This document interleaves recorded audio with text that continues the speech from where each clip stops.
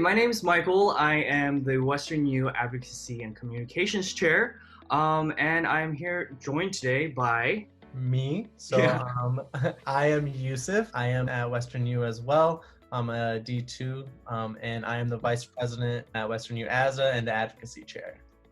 and we have a very special guest, our very own all-star, one and only Dr. Shelby Maurice, WesternU DMD 2020, ASDA and CDA Dental Students Delegation Chair. Dr. Maurice, if you could introduce yourself real quick. Hi, I'm Shelby Maurice. I'm a recent graduate from WesternU, so Dr. Shelby Maurice now.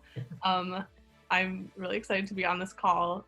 Through dental school, I was able to serve on my chapter as the board, district as the board, and then also within the CDA student delegation. So I grew up in Michigan, Detroit area, woo-hoo, and I'm very CDA proud. I'm transplanted here now. So I love dentistry, I love cats, I love sunshine and going for walks. So Awesome. Well, we're here to, talk about something really important and something that's gained a lot of movement in these recent past months in light of the pandemic, and that's licensure reform. Really quick, the pandemic, the way it went down, at least the way we saw it, was on December 31st, 2019, China reported its first cluster of cases. January 19th, 2020, a 35-year-old man from Snohomish County, Washington was reported, and that's actually where my brother lives right now. Wow. So that hit really close to home. February 6th, 2020, first reported death in Santa Clara County, California. And this had a lot of ramifications and a lot of changes within our school. And Yousif, if you want to go through that real quick. Yeah. After the outbreak that we saw really hit the whole United States, I still remember even talking with Shelby about this on March 10th or 11th. President Wilson, our president at our university, decided that in quotes, we shall begin to shift educational delivery to alternative channels this week. Little did we know that would be for a while. So that was on March 10th, and then March 15th, while we were still, doing our online channel of education, we found out that REBs would be canceled, and REBs canceled throughout the whole United States. And then coming on March 19th, some busy days, obviously, President Wilson decided that commencement would be canceled. So obviously a big thing that all students at Western U, and obviously we know it hit home to us for dental students, and especially Shelby here, something that they worked so hard for wouldn't be happening, which really was very difficult to deal with. Also on March 19th, an order came down from Governor Newsom, which was a shelter in place, really to stay at home, to be able to stay safe and try our best to prevent the spread of COVID-19. During this time, obviously, lots of emotions. Dr. Shelby Maurice, we want to know a little bit from you. How were you feeling around this time? So this was the last few months have been probably the craziest time of my life. Like a lot of ups and downs, a lot of emotions, like you said. For me, I felt like the coronavirus started kind of being a big deal to me a little before a lot of people, because I was up on my rotation in Fremont, California, Bay Area. So I was actually staying in Santa Clara County. And that was when cases were first kind of being talked about. And it wasn't too not everyone was paying too much attention, but working in a community health center in Santa Clara County area, it was really on everybody's radar. We had one of the doctors there was pregnant, the director's wife was pregnant. So they were getting N95 masks fitted. And I remember my last couple weeks, I wasn't going into the city anymore. I was just I really hope I can get home to my classmates and my roommates, my boyfriend, before we have to start quarantining or shutting down. So, and yeah, I remember March 11th, standing in the kitchen, and this was my first week back into the Western U clinic, and cases were going up, and we were kind of realizing oh my gosh, this is happening. And I remember that day, standing with Yousif, and we were just kind of discussing, and I said it on that day, I said, right now, I think there's a 50-50 chance that we take REB or it gets canceled. like in my mind on March 11th, like it could have gone either way. But then like by the end of the week, like everything was canceled and like up in the air. It was just really crazy and just like surreal, like to have gone through all these years of education to just have like these big events like licensure, like graduation, like everything just like knocked off of like the list of possibilities was really crazy. And like something like just you have to adjust everything. Like there are some, because you work toward these things for like 4 years, you're like, I'm gonna graduate, like then you're like, well, you're gonna get Zoom graduation, like Right. so a lot of like adjusting expectations and like talking to a lot of people from a lot of schools, a lot of areas, a lot of communication, and just kind of like reeling, like a lot of uncertainty and learning to kind of like sit with that because it's not going anywhere, you know. And Right. I'm sure you were talking to your classmates around this time too, and we mentioned them a little earlier. What was kind of, what were some of the questions coming from your class? What was the general overall environment that you were sensing from your peers? I mean, it kind of ranged from like I think probably for everybody and throughout the whole class and throughout the whole like 2020 graduating class for the country, like people were confused, people were anxious, like you go through your times of like anger, frustration, just yeah. I think the biggest word is probably uncertainty. I think everyone was very uncertain, like, okay, so this is happening, but like, I mean, we're supposed to graduate in a few months. Like we have jobs lined up, we have leases running out. Like it kind of like you realize like these couple months that we thought we had literally like everything planned out, like boom, boom, boom, boom, boom, like that those plans are not happening and that this is just like so much bigger. Like when we kind of stepped back and looked at like, wow, like they're running out of masks for hospitals, but like, I mean, that doesn't take away from the fact that like we're freaking out about like, are we going to get licensed? But like they're running out of masks for hospitals. So it was kind of like trying to remind everybody of the bigger picture. Like, yeah, this, like, we are immediately affected, but like we're healthcare providers. Like we know what's going on. Like we know about the like impact of infectious disease. So we kind of had to kind of step back from our own like self-interest, our own situations, and kind of recognize that this is like a public health crisis. And like we had to kind of recognize that resources have to go one way or another, focus has to go one way or another to what's most important and who is most affected. So it's just kind of very crazy and very uncertain, and a lot of like frustration and like fear and anger and kind of like, okay, can we do anything, you know? Right. So just quick thing before we move forward. If people don't know, me and Shelby were roommates at the time, so I definitely experienced a lot of this with Shelby. Obviously not personally, but just hearing from her every single day. So I remember the day where you found out that REB was canceled, and it was obviously a very hard moment. Like you said, you weren't sure what was going to happen. So did you really think like even taking REB was even possible like at this point? Like we were hoping that we would be able to take it like as soon as possible. Like when we realized it was getting canceled, because that last week that week that ended with March 15th, like we'd all been in clinic still, and just like we were asking like our REB coordinators were like, is it going to happen? And like what we kept hearing from faculty and everyone was they're like, we're doing our best to like try to get you guys licensed. And that's something that all of our faculty and staff at WesternU really, they like, that was through the whole pandemic, their goal was to get us licensed. So at the beginning we were like, is this going to happen? They're like, we're doing our best, we're going to do everything we can to like keep moving forward, because our date was originally the end of March.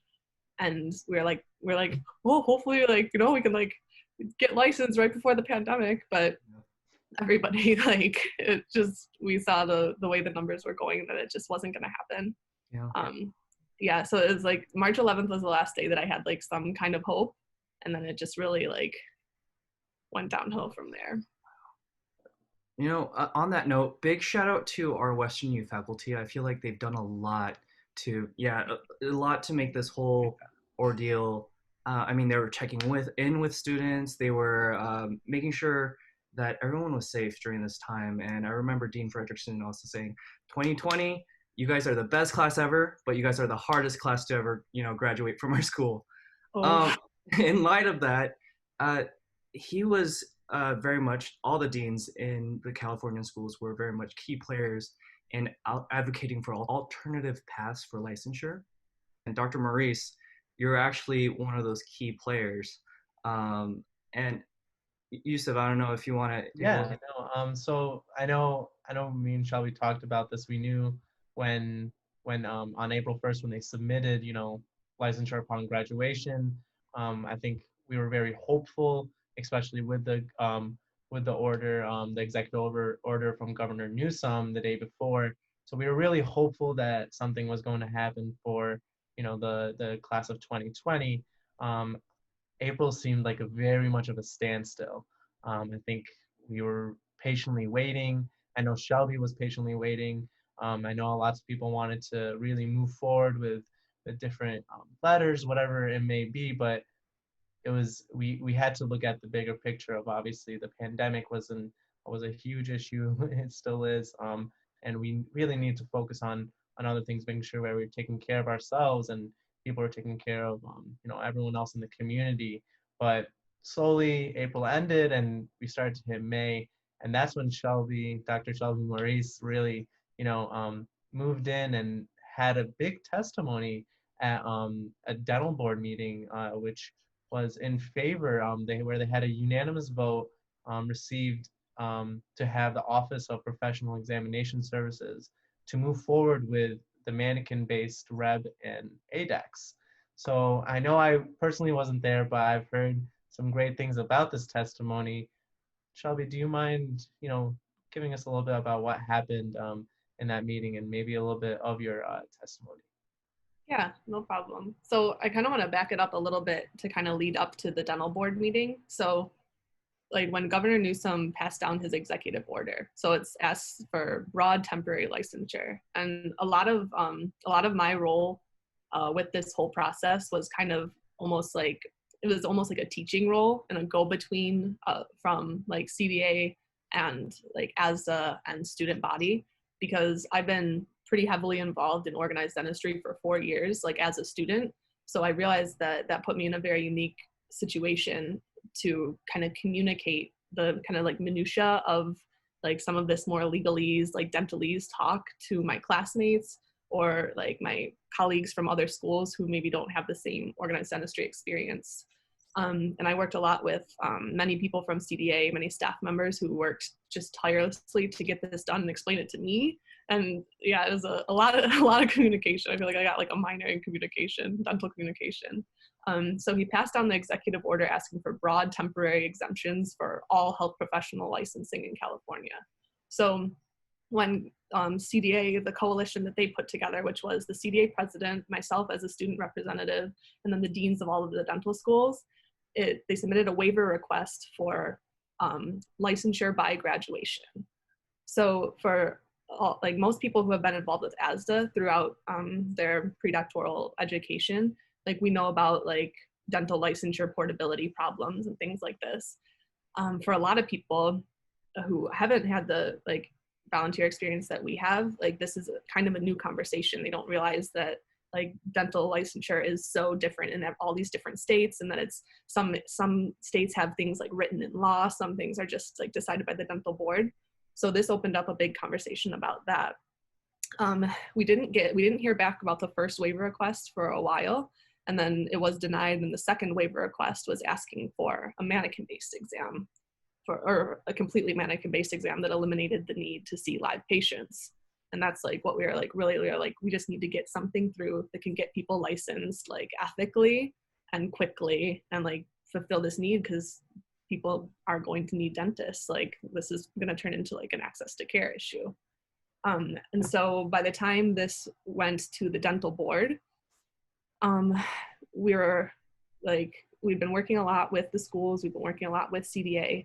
And so at the board meeting, the board members are kind of discussing like, okay, they're discussing a lot of things and they get to this issue. And they're kind of saying some things that to those of us in school, it kind of, we're like, oh my gosh, like this kind of seems a little bit like tone deaf. Like one of the comments was saying that like if there's no perio portion like on the exam, like how do we know like that the student is competent? Or like if the student isn't anesthetizing, like how do we know they're going to be a competent dentist? So my testimony just kind of shared the student experience, like, hey, like, I mean, we've all gone through school. I felt like a lot of what I had to say came from the licensure by graduation kind of topic that we've discussed a lot, like among our classmates, is that so everyone who graduates from dental school, like, and meets the requirements, like, has met all of the CODA requirements that go across all schools, you know? Like, it's not like somebody can like sneak by and accidentally finish dental school if you don't know how to anesthetize a patient or clean teeth or do an exam. Like, you have to pass all of your competencies in sim. You have to pass all of your competencies in clinic to meet the CODA requirements to graduate from your school and get a diploma. So that was kind of what I shared, and I just kind of reminded them, like, hey, like, we have been practicing dentistry for 2 years. Like, we have all been seeing patients in clinic for 2 years. Like, we just need to get a license so that we can go, like, serve our communities. And I think it's always valuable to have the student voice, which is why I'm really grateful to ASDA, like District 11, WesternU, and National, like, because I think they've done a really good job, like, providing people opportunities to, like, get experience with advocacy and get experience, like, sitting down at these tables that, like, I mean, if they're going to invite students, like, let's get in there and like share our voice and bring something to the table, you know? Yeah. And, you know, you said at that point, the first waiver, the licensure upon graduation, that had been, you know, rejected. And then it seemed like the DL OSCE at some point got rejected as well. So yeah. DL OSCE was not rejected. So it was offered by JCNDE as an option for licensure moving forward this year. The reason it was not an option for California is that by the time in the year that it was released, like, all of the legislation for that year had already been, like, had gone through its legal avenues.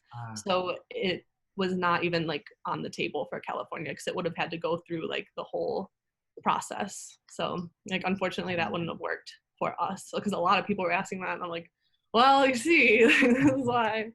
So yeah, so it's not that it was rejected, it just, like, wasn't an option because of how California legislation is set up. I see. But, you know, one thing did pass on May 28th, 2020, officially, the Office of Professional Examination Services moved forward with a Manikin-based exam for WREB and ADEX. That was huge. And yeah, that was, I mean, that's something that we've always been advocating for, because there's that whole topic of live patient exams and, you know, the ethics behind it. We should move to Manikin-based exams. I'm wondering, how did CDA, ADA, ADEA, ASDA, how did they work together to come to this solution? So this was, like, it was kind of a cool process. It was, like, horrible, of course, and, like, terrifying and all of those things, but it was cool to see the power of organized dentistry. It's like, I've been, like, organized dentistry fangirl for, like, years. I'm always, like, with my, like, TDIC mug and everything. So it was great to not only be able to play a role, but to also, like, see, like, all these other organizations and everything kind of come together, like, for this purpose. Like, all right, we need to get this class licensed. So I worked mostly with CDA. And so I worked with ASDA representatives from every school and, like, District 11. I was in touch with National ASDA, just kind of being like, well, this is what's going on in California, because it is such a, like, licensure is just so crazy and so state by state, and it's, like, just such a mess, like. And I think this kind of highlighted it, especially to like, student leaders and everyone in the class of 2020, like, this is a mess. Like, everyone's like, why is it like this? I was like, let's go do something about it, you know?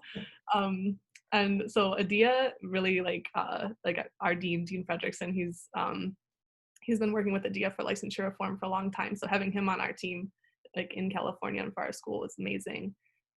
Yeah, just, like, the professional organizations really provided, like, a scaffolding for, like, communication and, like, calibration and collaboration to, like, get things done and to make sure, like, the people who like could do things or needed to do things, were doing the right thing and talking to the right people. And it was really great to see, like, this is why we have these organizations in our profession. This is one of the things that makes dentistry and organized dentistry so like dynamic, because we really do believe in like the organizational structure and the power of our collective voices to make change. And yeah, it was very heartwarming for me to see, and I'm really glad I got to be a part of it. I still remember the Facebook post that I saw just randomly on my newsfeed, and it was like, oh wow, this got passed. And then very shortly, very shortly, it seemed like things started moving forward quickly from there. It was, the 2020 class was being brought back into the sim lab to practice on mannequins. But, you know, after a while, I started losing track of all the 2020s because they started getting extremely busy. And I was wondering, when was REB actually taken?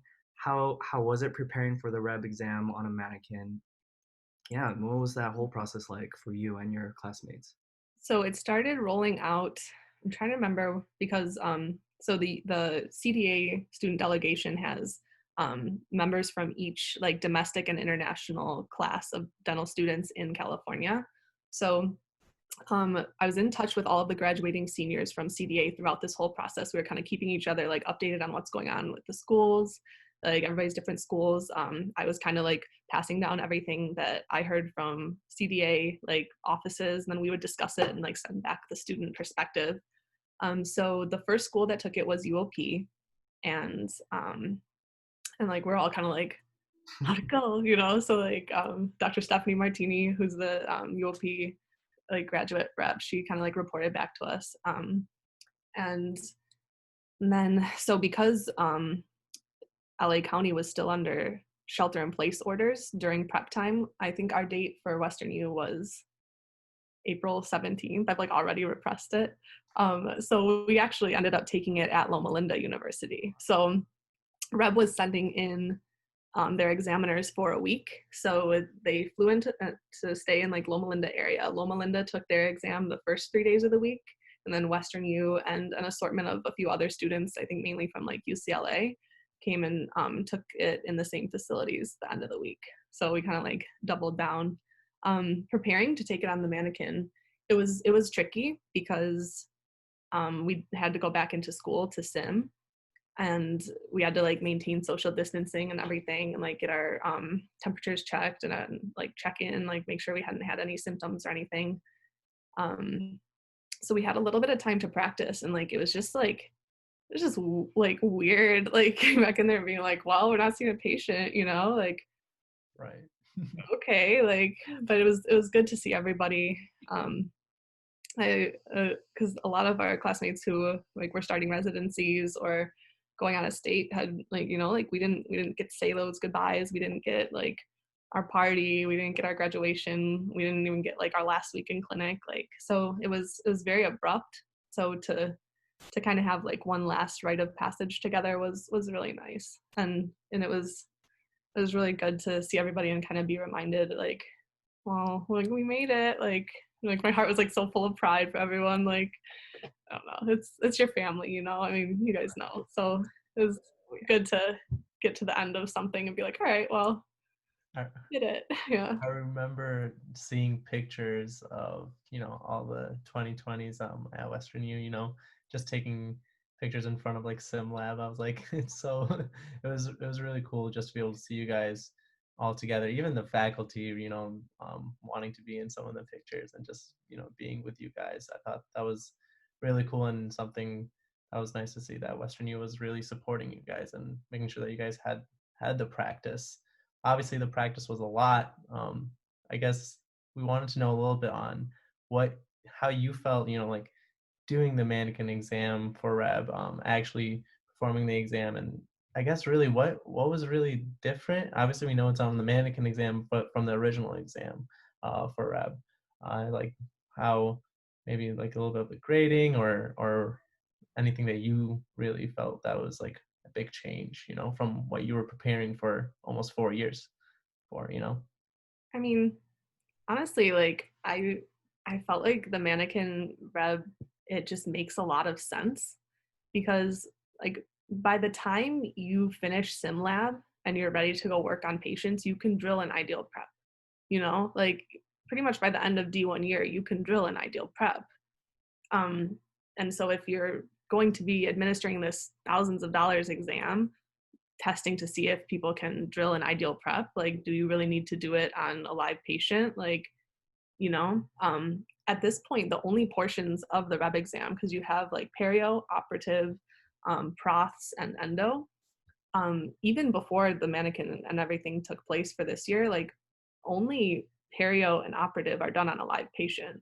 Proths and endo are already simulated. So the thing with this year was instead of having like practical periodontal exam and scaling, the comprehensive treatment planning written portion of REB was counted towards perio competency, since that covers diagnosis of like periodontal disease.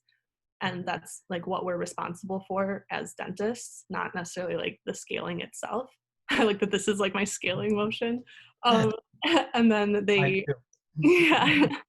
And then instead of performing your operative procedure on live patients, we performed it on Manikin. And so that was like the big change, was that we were performing operative on plastic teeth instead of a live patient, which some will say it's harder, some will say it's easier. Like, it's a plastic tooth. We've all practiced on plastic teeth. Yeah, like, because we're gonna take the same pros exam that we took and the same endo exam. So it's just the simulation.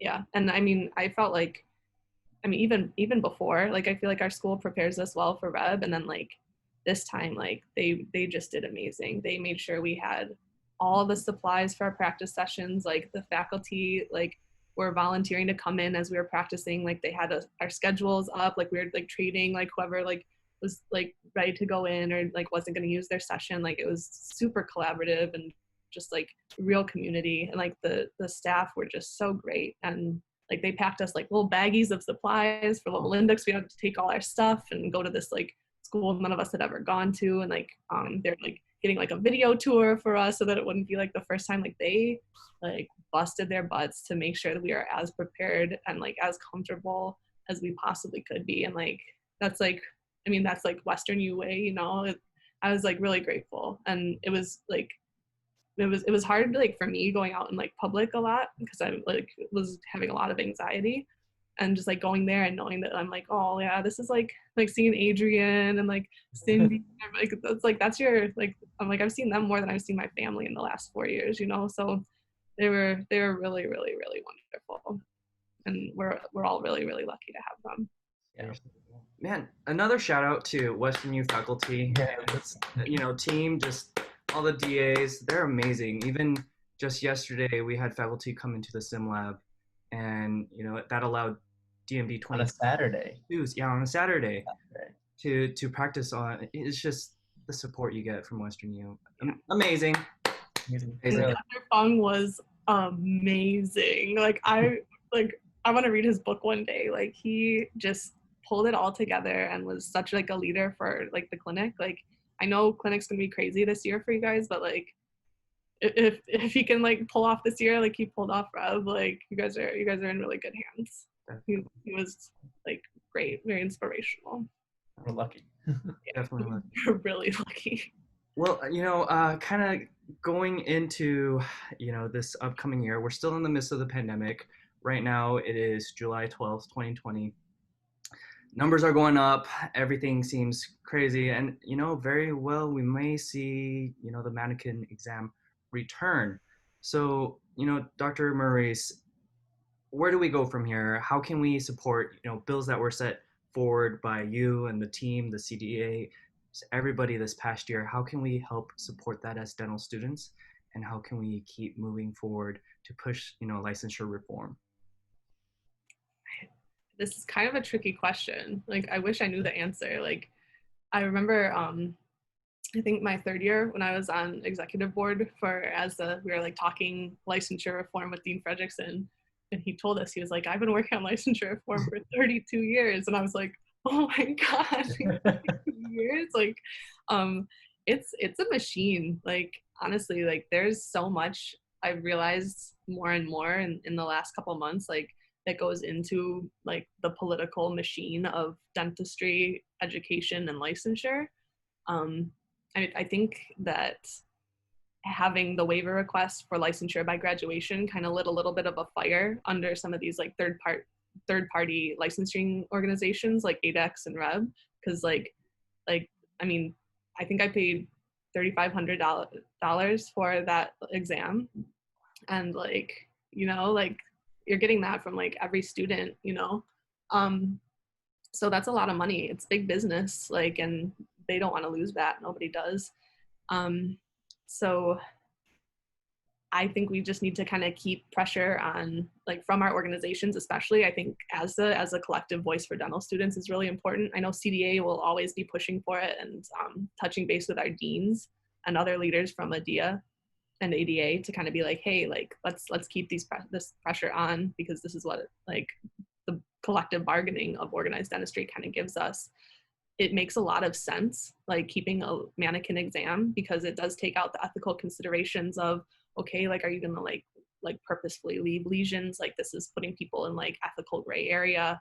It's not best for patients, you know, like once you detect a lesion, like, do you want it just sitting there for a few months while you're waiting for the exam? Like, it kind of avoids all of that. And I think it would definitely be better preparing also for students, because I mean, you have everything like right before you, like, you know a little more of what to expect. I think it could honestly be administered earlier in the educational process. Like I said, like I personally feel like you're ready to take a Manikin based licensure exam, like for like after you finish D2 year. I like, if you can do it in sim, you can do it on an exam. Other than like the nerves and everything, maybe will come after a little more time in clinic. I would love to see a Manikin exam stay, and I think that's like kind of the silver lining of this whole pandemic, is that it sets precedent for eliminating live patients, and that's been something that ASDA has been like pushing for a long time, and it's very hard to get movement in things that are like big money businesses. So like, I'm very, very proud of our dental leadership and everyone who worked on this to kind of like make the best of a terrible situation and kind of get some precedent set, something through that works best for like my class of 2020, and also sets a really good precedent for moving towards a more ethical licensure path for the future too. So just kind of like, yeah, stay aware of it and start asking now, like start talking now, like talk to people at school now, organize now, put your coalitions together now, because this stuff takes time. like it took so long, and it was literally during a pandemic when everyone was just sitting around inside. I'm like, I know you're not doing anything else. Like, read my letter. Yeah, like in California especially, like I know the Department of Consumer Affairs that does a lot of the like they like all the professional licenses go through them. Like, people are like, why aren't they responding to the letter? I'm like, you guys, we need to remember, because I was like putting out flyers everywhere, you know. I'm like, we need to remember, like, every healthcare profession is trying to make these like fit these broad temporary exemptions right now. So like, that's from like nurses, doctors, like PAs, like dentists, like hygienists, assistants, like everybody. Like, then everyone's like, I'm gonna write a letter. I'm like, oh my god, like there are so many letters, like it's not gonna help. Like, people love writing letters, so you know, you can start a letter campaign right now, kind of get people to sign on to it. Just stay organized and keep your routes of communication open, because like, especially in California, like we have a lot going for us, and like across the country, like in dentistry, we're all super connected, and everyone's very aware of this licensure topic right now. So just don't let people forget, you know, keep the topic on the table and keep moving it forward, because next thing you know, it's gonna be time for you guys to get registered for REB. So it's true. Hopefully Manikin based for us too. I know a big thing that, you know, you've always, I guess, implemented for me, and you know, have really pushed me to go with organized dentistry. It's a great way to really just be involved in your profession and advocate for yourself, obviously as a dental professional, but everyone around you too. Obviously, I loved seeing everything that happened before our eyes, you working so hard to really get this to pass. And it's amazing to see you take revs and pass revs. Like it was just beautiful. I loved it. I guess you've told me a lot on what I can do. I don't know if you have some closing remarks for dental students, throughout California, throughout the United States, or just peers around you, even that have graduated with you in the class of 2020. If you have any closing remarks for them, whatever you have to say. That's like such a loaded question. But I know you have a loaded answer. Oh my gosh. Oh, I always have loaded answers. I am a firm believer that this graduating class of 2020, like just from the Facebook groups and through just everything we had to do to like get out of school and get licensed, like I think this is probably the most licensure savvy group of dentists to enter the workforce maybe ever. Like every single student who graduated this year is like intimately familiar with like the bureaucracy and the technicalities of dental licensure.